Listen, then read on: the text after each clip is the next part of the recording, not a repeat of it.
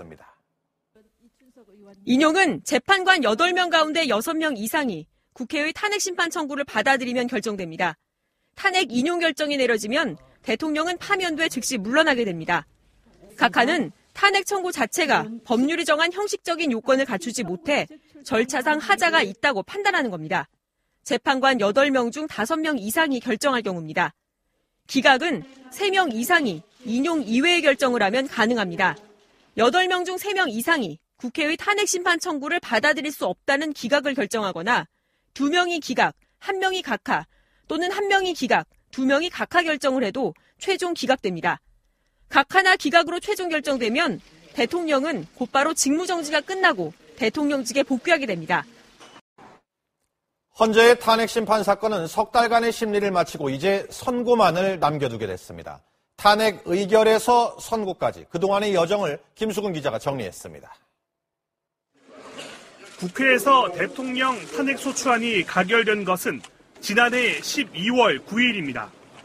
대통령 박근혜 탄핵소추안은 가결되었음을 선포합니다.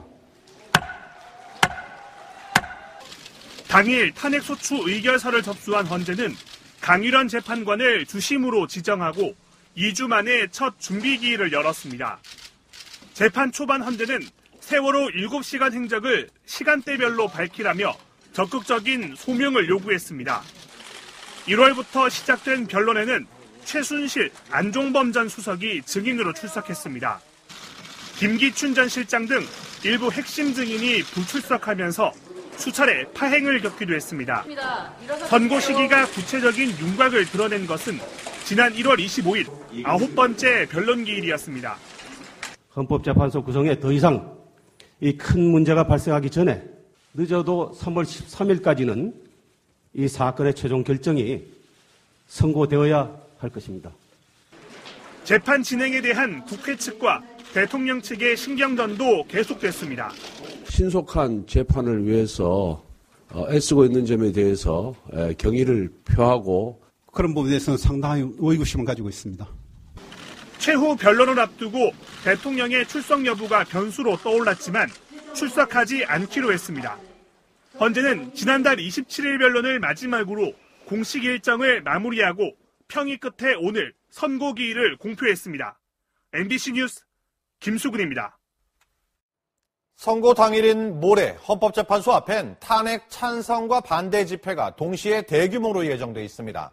경찰은 만일의 사태에 대비해 선고 당일 최고 경계 등급인 가포 비상을 발령한다는 계획입니다. 곽동건 기자입니다.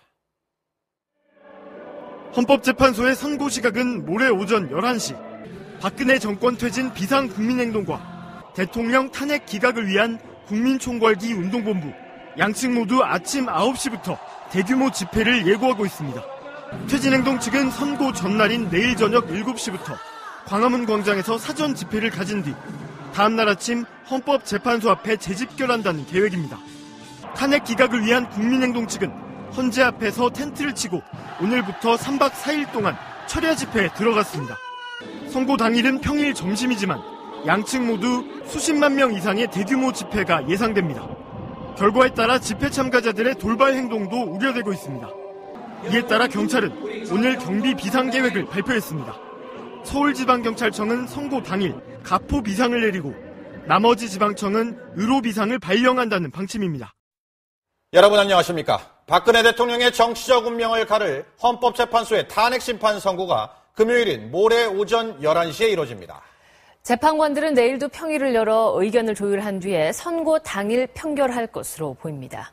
첫 소식 박윤수 기자입니다. 헌법재판소는 오늘 오후 3시 8명 전체 재판관 회의인 평의를 열었습니다. 2시간 반에 걸친 논의 끝에 헌법재판소는 이번 주 금요일인 모레 오전 11시 대통령 탄핵 심판에 대한 선고를 내리기로 했습니다. 2016 헌나일 대통령 탄핵 사건에 대한 결정 선고는 2017년 3월 10일 11시에 하기로 한다.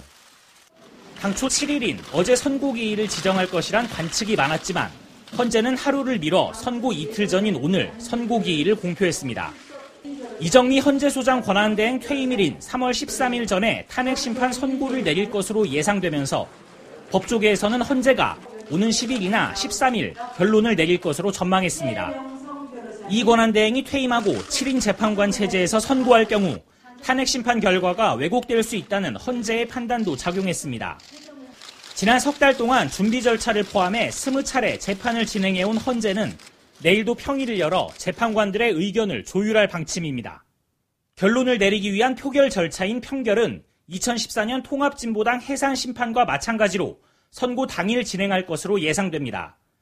결정문의 기초가 될 초안은 인용과 기각, 각하 등 모든 경우의 수를 고려해 미리 작성하게 됩니다. 결정문 작성을 위한 시간이 선고 전까지 오늘과 내일 이틀밖에 없는 만큼 헌재는 결정문 마무리 작업에 최대한 속도를 낼 계획입니다. MBC 뉴스 박윤수입니다.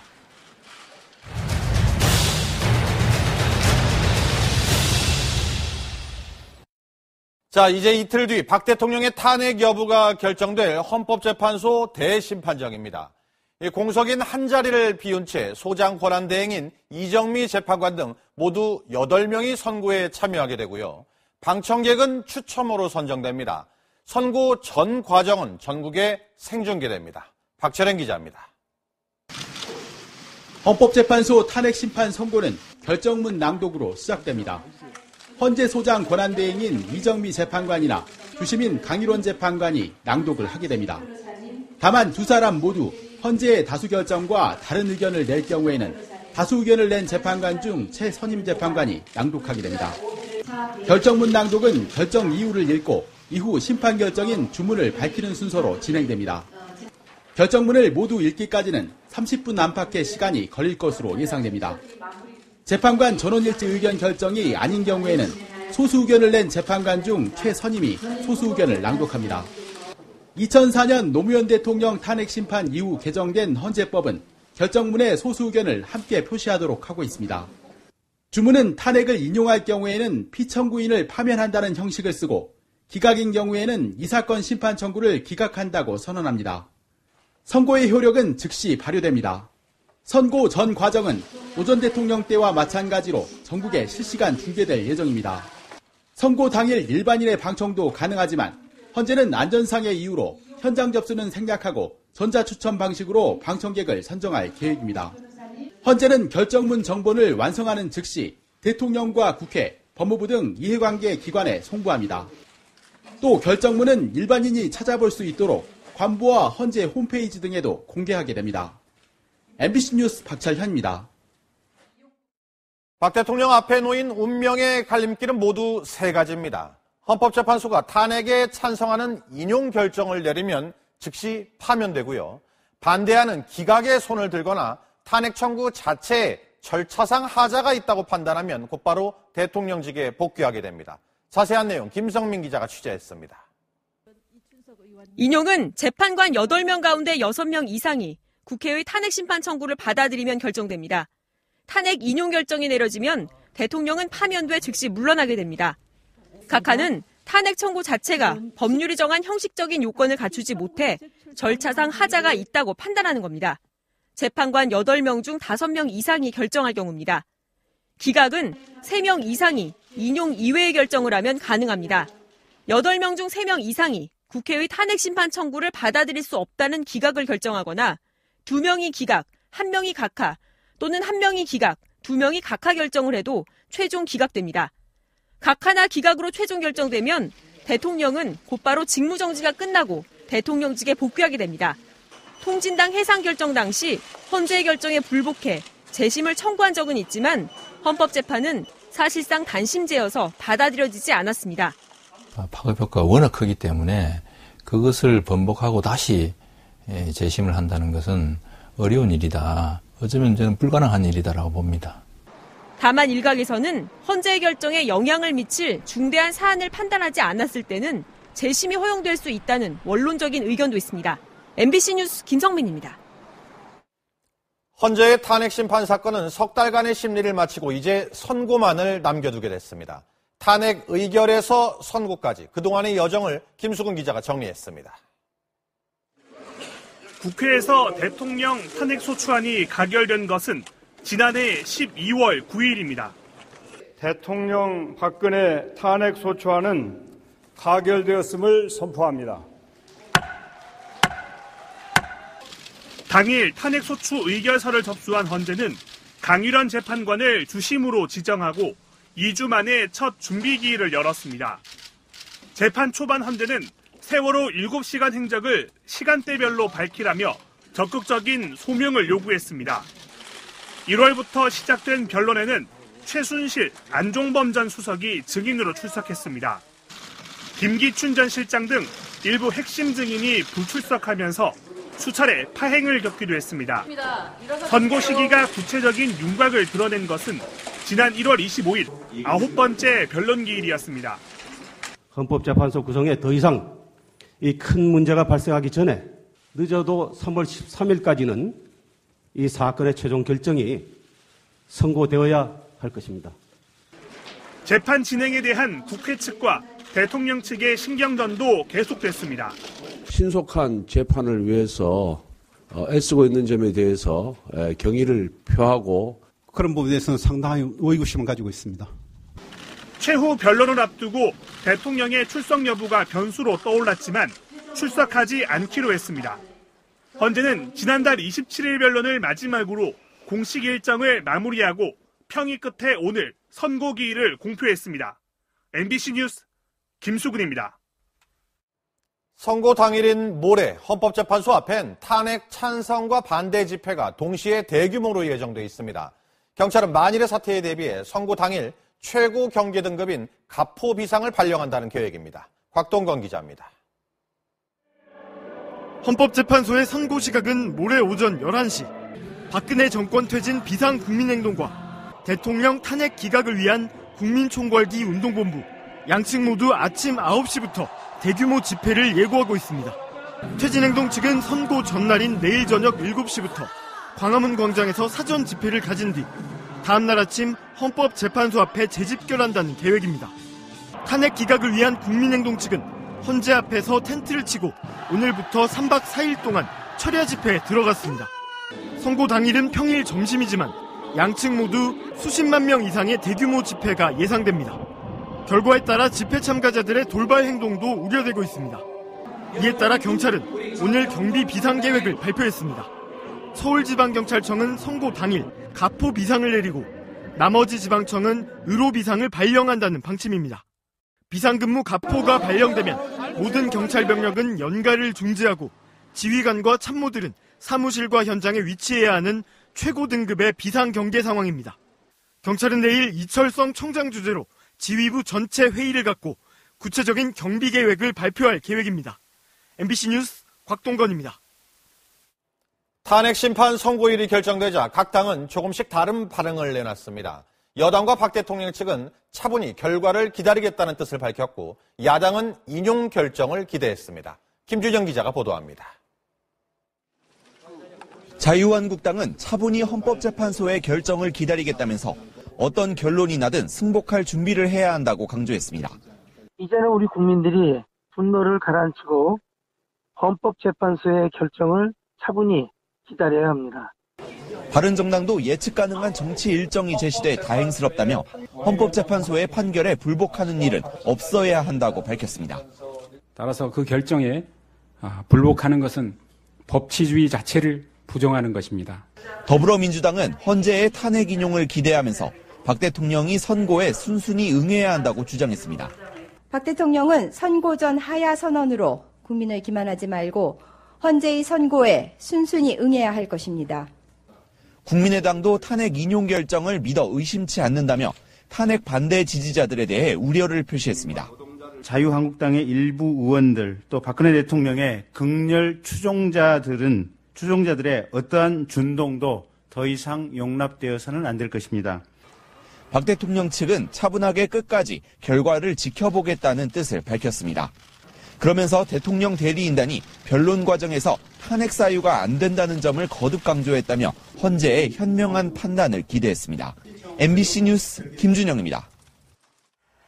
특검으로부터 사건을 넘겨받은 검찰은 대통령 탄핵 심판 선고와는 상관없이 수사를 진행하겠다고 밝혔습니다. 검찰은 또 특검의 시각과는 달리 재단 출연금의 뇌물죄를 적용하는 게 힘들다고 본 기존 입장에 변함이 없음을 설명했습니다. 김태용 기자입니다.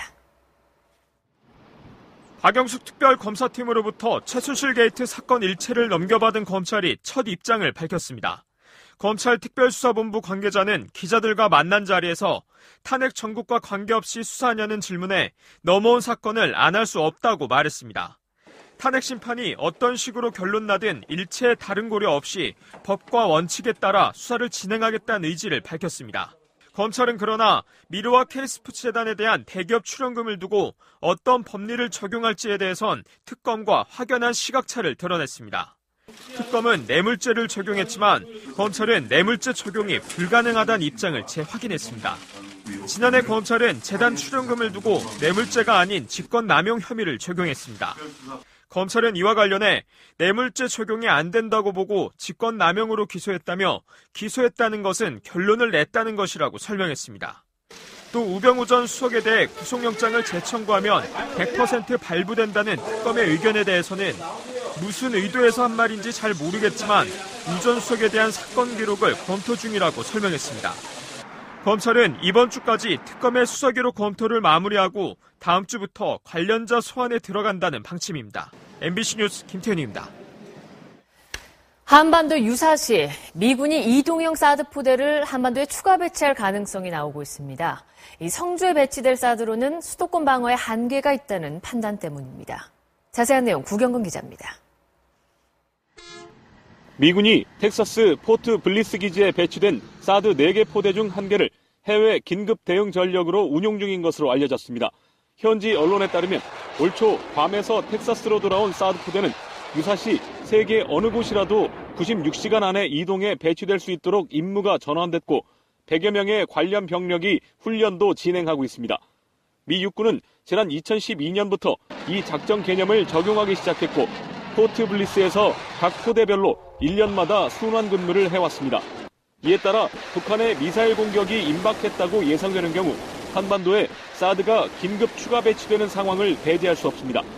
경북 성주에 배치될 사드의 최대 방어 권역은 200km 정도로 수도권 방어엔 한계가 있기 때문입니다. 서울의 용산 주한미군 사령부나 또한 수도권의 미군 기지 같은 핵심 시설을 방어하기 부족하다고 미군이 전략적으로 판단할 수도 있어 보입니다. 이런 가운데 주한미군은 성주 골프장 부지에 사드 레이더를 설치하기 위한 측량팀을 조만간 파견하고 레이더와 통제장치 등을 순차적으로 전개할 것으로 알려졌습니다. 우리 정부는 사드 배치에 대한 의지를 분명히 했습니다. 강력한 군사 대비 태세와 억제력을 갖춰야 합니다. 주한미군 사드 배치를 정상적으로 추진하여 황교안 대통령 권한대행은 북한 핵 미사일 위협에 대비해 킬체인과 한국형 미사일 방어 체계, 대량 응징 보복 등 우리만의 삼축 체계도 조속히 구축해야 한다고 강조했습니다. MBC 뉴스 구경근입니다. 미국 정부는 한반도 사드 배치가 한국과 일본의 국가 안보에 관한 문제라고 밝혔습니다. 중국이 반대를 해도 계획대로 사드 배치를 완료하겠다는 강한 의지를 천명한 것으로 보입니다. 워싱턴에서 현원석 특파원입니다. 미국 백악관은 한반도 사드 배치에 대한 중국의 우려를 분명히 이해한다면서도 이는 한국과 일본의 안보에 관한 문제라고 강조했습니다. The president reiterated the United States' ironclad commitment to stand with Japan and South Korea in the face of the serious threat posed by North Korea. 국무부 역시 한반도 사드 배치는 북한의 위협에 대한 대응임을 분명히 했습니다. THAAD is clearly a defensive system. It is because of North Korea's continued bad behavior. 국무부는 또 북한에 대한 새로운 조치를 검토하고 있다고 밝혀 보다 강력한 대북 제재를 구상 중임을 시사했습니다. 미 상원에선 중국이 수십 년 동안 북한의 도발을 방조했기 때문에 사드가 필요한 것이라며 한국의 방어 주권을 훼손하려는 시도를 중단하라는 성명이 발표됐습니다. 유엔 안보리는 긴급 이사회에 앞서 북한의 탄도미사일 발사를 규탄하는 언론 성명을 채택했습니다. 이런 가운데 렉스 틸러슨 국무장관이 오는 15일부터 일본과 한국, 중국을 잇따라 방문합니다. 한미일 3국 간 대북 공조를 협의하고 중국의 사드 배치의 당위성을 보다 구체적으로 밝힐 것으로 예상됩니다. 백악관과 국무부의 잇따른 발표는 중국의 반대에도 한반도의 사드 배치 방침엔 흔들림이 없다는 미국의 강한 의지를 재확인한 것으로 해석됩니다. 워싱턴에서 MBC 뉴스 현원섭입니다. 이런 가운데 미국이 북한과 불법 거래를 한 중국 기업에 1조 3천억 원이 넘는 벌금을 부과했습니다. 사드 배치 시작과 함께 중국 압박에 나선 것으로 보입니다. 박승진 특파원입니다. 중국의 최대 통신 장비 업체 중 하나인 중싱통신은 퀄컴과 마이크론 테크놀로지 등 미국 휴대전화 장비 업체 제품을 대규모로 사왔습니다. 중싱은 지난 2010년부터 이들 제품의 휴대전화를 북한에 280여 차례에 걸쳐 수출했고 이란에도 네트워크 장비 368억 원어치를 팔았던 사실이 적발됐습니다. 이에 따라 미국은 중싱통신에게 11억 9천만 달러, 약 1조 3천억 원의 벌금을 부과했습니다. 미국 정부는 중국 기업이 제재 위반인 줄 알면서도 민감한 미국의 기술을 적대적 정권에 넘겼다고 비판했습니다. 또 경제 제재와 수출 통제법을 무시하는 나라들은 처벌을 피할 수 없다고 경고했습니다. With this action, we are putting the world on notice. They will suffer the harshest of consequences. 이번 조치는 트럼프 정부가 북한의 영향력이 막대한 중국의 기업을 직접 처벌한 첫 번째 사례입니다. 북한과 거래하는 제3국 제재, 세컨더리 보이콧과는 다르지만 효과는 거의 같습니다. 미국은 중국의 스마트폰 제조업체 화웨이도 비슷한 혐의로 조사하고 있습니다. 트럼프 대통령은 북한의 핵미사일 도발 위협에 미온적이라며 그동안 중국을 거듭 비판해왔습니다. 트럼프 행정부가 본격적으로 중국을 압박하면서 대북 대응 강도를 높일 것이라는 분석이 나오고 있습니다. 워싱턴에서 MBC 뉴스 박승길입니다. 카드 보복 타깃이 된 롯데의 피해가 점점 커지고 있습니다. 롯데마트에 이어 미국 회사와 함께 설립한 공장까지 생산 중단 위기에 몰렸고 이 식품의 중국 수출도 차질을 빚고 있습니다. 박민주 기자입니다. 중국 상하이에 있는 롯데 상하이푸드. 롯데 제과와 미국 허쉬사가 합작해 만든 초콜릿 제조회사인데 최근 중국 당국의 소방 점검을 받은 뒤 바로 오늘 한 달간 공장 가동을 중단하라는 조치가 내려졌습니다. 오늘 오후에 생산 중단 통보를 받았습니다. 합작사인 미국 허쉬 본사와 대책을 협의해 나가도록 하겠습니다. 중국 당국의 보복성 규제가 마트 같은 유통 매장에 이어 생산 시설까지 확대된 겁니다. 여기에 롯데 상하이푸드 지분의 절반은 미국 허쉬사가 가지고 있어 미국과 중국의 분쟁으로 번질 가능성도 제기되고 있습니다. 이미 중국 내 롯데마트 99곳 가운데 절반 이상이 영업 정지 조치를 당한 상황에서 롯데 칠성이 중국으로 수출하던 과일 주스 제품도 갑자기 통관이 지연되고 있는 것으로 확인됐습니다. 일부 서류가 누락됐다는 게 이유인데 이 때문에 통관이 지연된 건 처음이라고 롯데 측은 설명했습니다. 롯데는 지난해 중국 내 마트와 슈퍼마켓 사업에서만 1,000억 원 이상의 영업 손실을 기록했습니다. 저조한 실적에 보복성 규제가 계속되면서 일부 롯데마트 매장을 철수할 것이라는 관측도 나왔지만 롯데는 그럴 계획은 전혀 없다며 영업 환경을 개선해 실적 반등을 노리겠다고 밝혔습니다. MBC 뉴스 박민주입니다.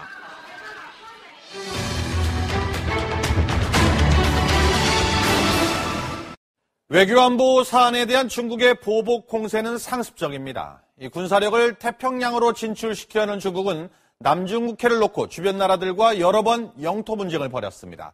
이 주력 수출품인 바나나를 수입하지 않겠다며 필리핀을 몰아붙였고요. 베트남과는 물리적 충돌까지 불사했습니다.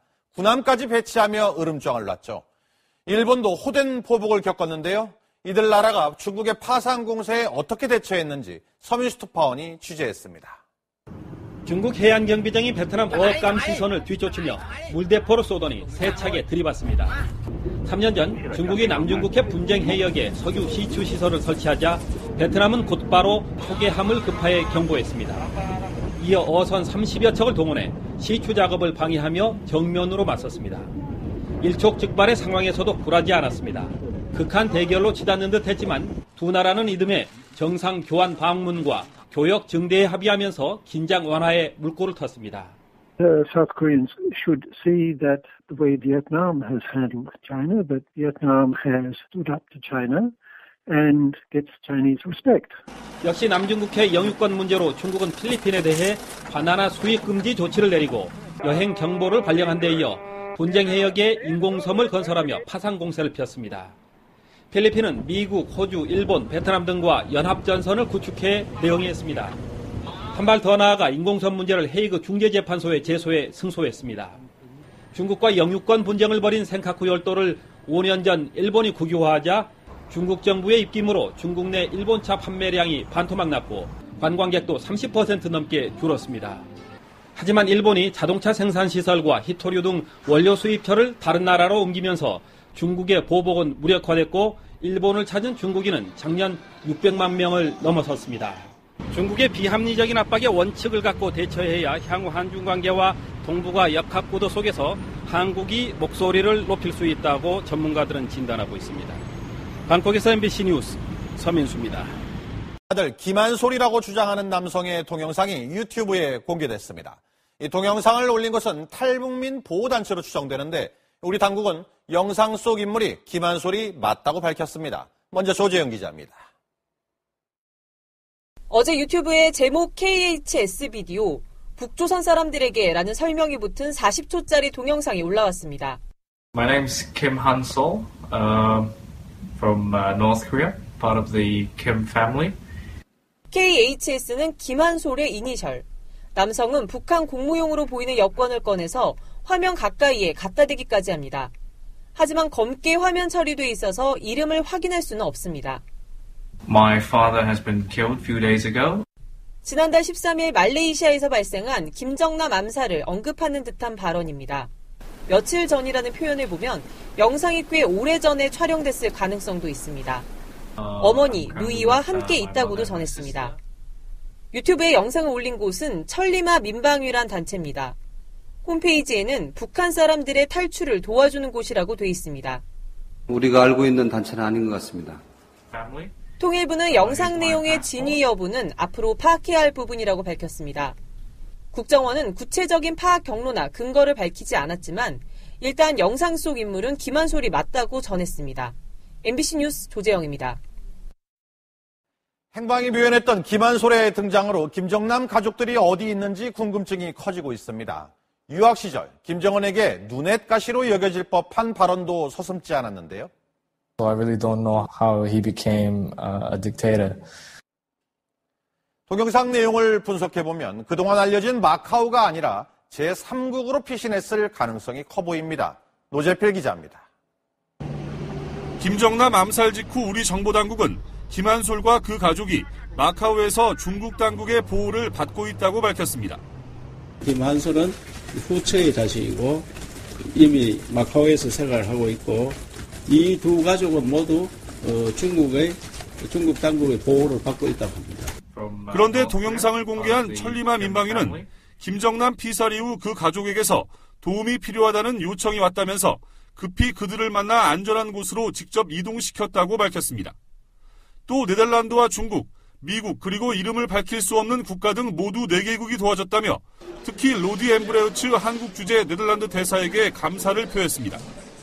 모두 사실이라면 우선 김한솔 측은 공항에서 암살을 감행한 북한의 대담성을 본 뒤 중국 당국의 보호우산 대신 제3국으로의 도피를 택한 것으로 보입니다.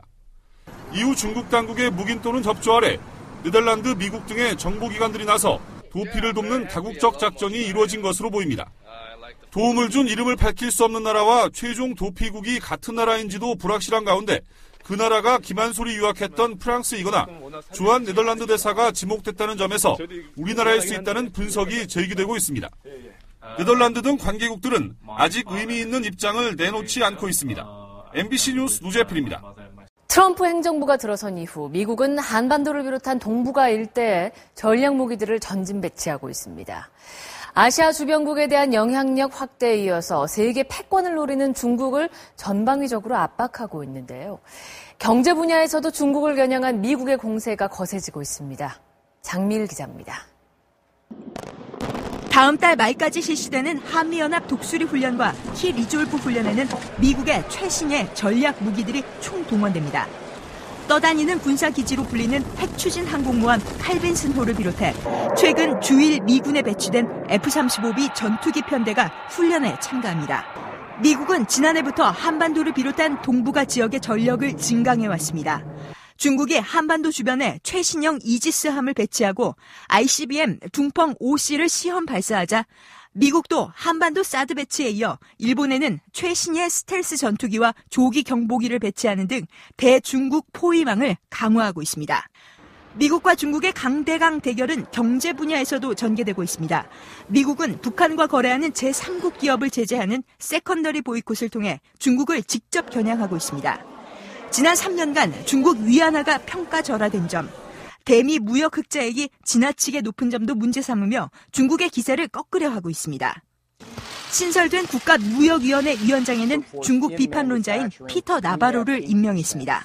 We're also going to make taxes between countries much more fair. People can sell their product into us and have no tax, no nothing, and they get rich.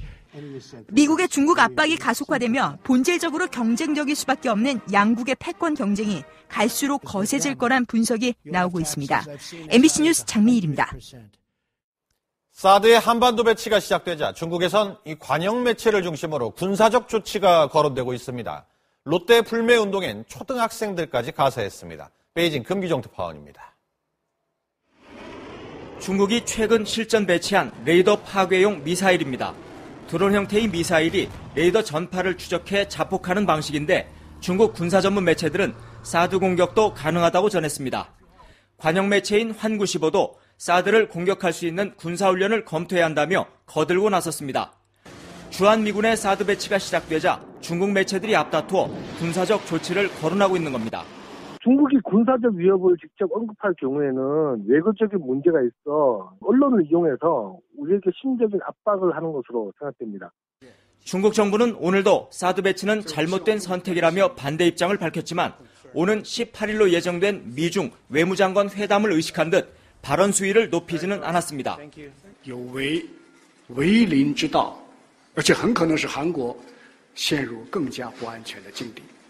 민간 영역의 사드 반대 시위는 확산되는 양상을 보이고 있습니다. 학교 강당에서 초등학생 수백 명이 모여 애국을 하겠다며 롯데 제품을 거부한다는 구호를 외치는가 하면 한 남성은 한국산 차량을 더 이상 운전하지 않겠다며 망치로 부수기도 했습니다. 집회와 시위가 당국의 통제를 받는다는 점을 고려하면 최근 사드 반대 시위들은 정부의 묵인 하에 이루어지고 있는 것으로 보입니다.